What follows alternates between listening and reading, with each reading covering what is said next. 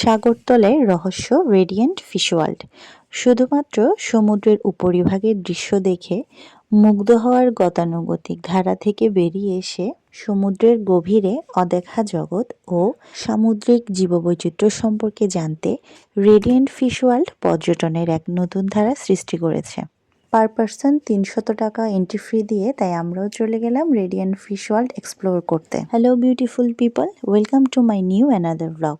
যেহেতু আমরা গিয়েছিলাম ছুটির সময়, তো অনেক বেশি পর্যটকের প্রেশার ছিল, তাই রেডিয়েন্ট ফিশ ওয়ার্ল্ডেও ওই দিন ছিল উপচে পড়া ভিড়। অনেকটা ভিড় সামলে আমরা সামনের দিকে এগিয়ে গেলাম, আর সামনের দিকে যেতেই আমাদের প্রথম যেটা চোখে পড়ল সেটা হলো ভয়ঙ্কর পিরানহা মাছ। এই পিরানহা মাছটা নাকি দাঁত এবং কামড় দেওয়ার জন্য অনেক বেশি ফেমাস। তো আমার এই প্রথম ভয়ঙ্কর পিরানহা মাছ লাইভ দেখার সুযোগ হলো এখানে এসে। তো মোটামুটি অনেকগুলাই ছিল। সামনের দিকে যখন এগিয়ে গেলাম আরেকটা অন্যতম সুন্দর দৃশ্য দেখলাম, যেটা আমি এই প্রথম এক্সপ্লোর করেছি। এখানে ২০ টাকা মূল্যে মাছদেরকে ফিডিং করানো হয়, যদিও বা খাবার একদম খুব অল্প পরিমাণে দেওয়া হয়। তারপরও এই অভিজ্ঞতাটা অনন্য অসাধারণ ছিল।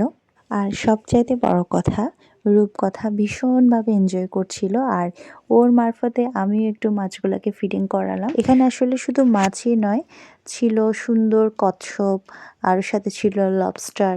আর এই ফিশগুলোর কালার দেখতে এতটা সুন্দর এবং মায়াবী ছিল।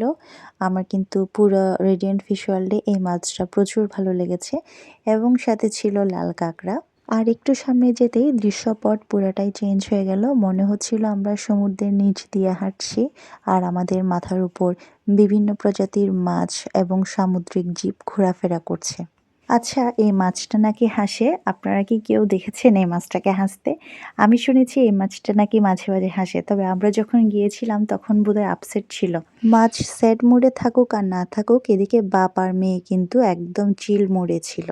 বাবা মেয়ের ফটো সেশন শেষে আমরা সামনের দিকে এগিয়ে যাচ্ছিলাম, আর সামনের দিকে এগিয়ে যেতেই মনে হচ্ছিল যেন রঙের রাজ্যে হারিয়ে যাচ্ছি। এত কালারফুল ছিল ওই স্থানটা, খুবই সুন্দর। এই যে দেখুন, এখানে একটা জায়ান্ট সাইজের কাঁকড়া। আর সাগরতলের জগৎ থেকে আপনাদেরকে একটু অন্য জগতে নিয়ে যাব।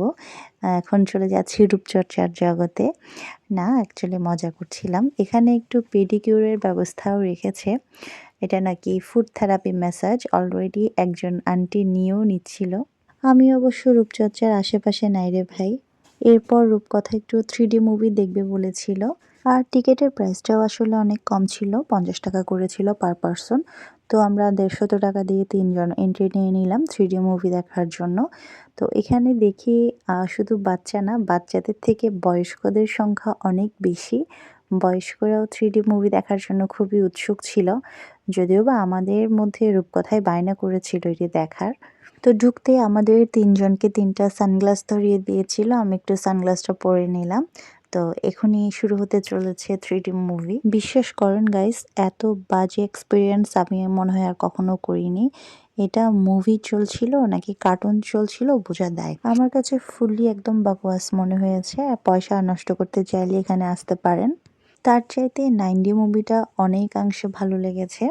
তো 9D মুভির প্রাইস ছিল ওটা পার পারসন 100 টাকা করে। তো আমরা 300 টাকা দিয়ে 3টে টিকিট পারচেজ করে নিলাম, আর আগেরটা ছিল 50 টাকা। তো এখন আমরা 9D মুভি দেখার জন্য যাচ্ছিলাম, তাও আমাদেরকে 3 জনকে 3টা সানগ্লাস ধরিয়ে দিল, আর পরে নিলাম ঝটপট। একটু পরেই শুরু হয়ে গেল 9D মুভি। এটা মোটামুটি কিছুটা এনজয় করার মতো, তবে বাচ্চারা খুবই এনজয় করবে। মুভি হল থেকে আমরা যখন আরেকটু সামনের দিকে এগিয়ে যাই, সেখানে বাচ্চাদের প্লেগ্রাউন্ডের মতো ব্যবস্থা ছিল, আর ছিল বিভিন্ন শোপিসের দোকান। এরপর আমরা ওখান থেকে বেরিয়ে গেলাম। তো আজকের ব্লগটা এই পর্যন্ত, দেখা হবে অন্য ব্লগে।